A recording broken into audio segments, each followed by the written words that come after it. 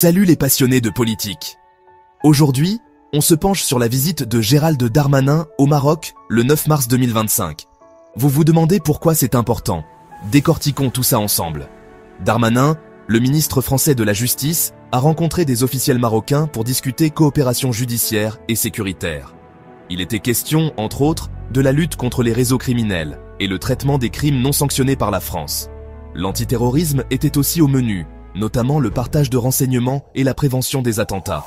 Le Maroc a récemment démantelé plusieurs cellules liées à l'État islamique, donc cette discussion est plus que jamais d'actualité. Un point clé abordé, une proposition de loi sur la confiscation des avoirs, semblable à l'accord entre la France et les Émirats arabes unis. L'objectif ? Transformer les biens saisis, comme les propriétés, les véhicules et même les crypto-monnaies, en ressources contrôlées par l'État. Ça semble être une mesure importante, n'est-ce pas? Les cas d'extradition étaient également à l'ordre du jour. Deux Français, Alan G et Albin Oudé, arrêtés au Maroc pour complicité présumée avec le baron de la drogue Mohamed Amra, sont sous les projecteurs. Ceci fait suite à la longue procédure d'extradition de Félix Bingui. Maintenant, petit retour en arrière.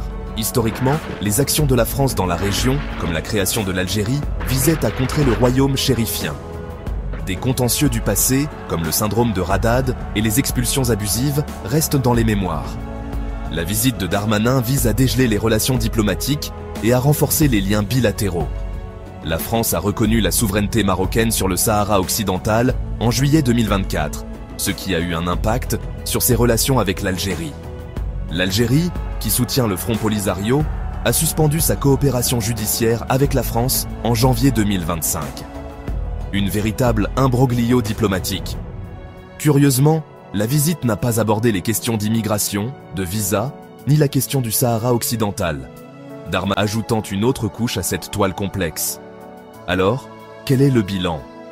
La visite de Darmanin est un pas vers la coopération, mais les tensions historiques et la politique régionale rendent la situation délicate. Restez connectés pour plus d'informations sur cette histoire en constante évolution. Merci d'avoir regardé. N'oubliez pas de liker, de vous abonner et d'activer la cloche pour plus d'analyses approfondies sur l'actualité politique. À la prochaine vidéo.